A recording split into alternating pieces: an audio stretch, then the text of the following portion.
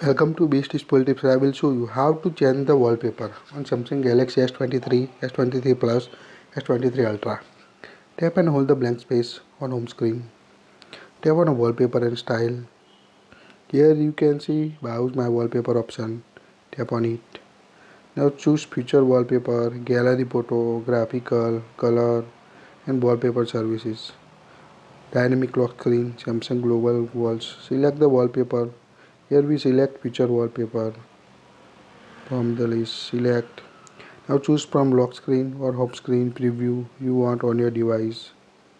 Tap on preview to view lock screen and home screen. You can also edit, change clock style here. Tap on clock to change clock style. Change the lock screen shortcut also. Quite easy. Select the wallpaper.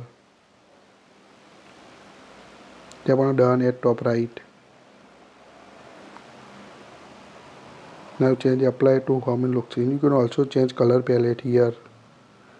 Select the color palette. You can see change in the notification quick settings. Also choose different basic colors you want on your device. If you want to apply to app icon, enable it, otherwise disable it or tap on apply. Now go to home screen.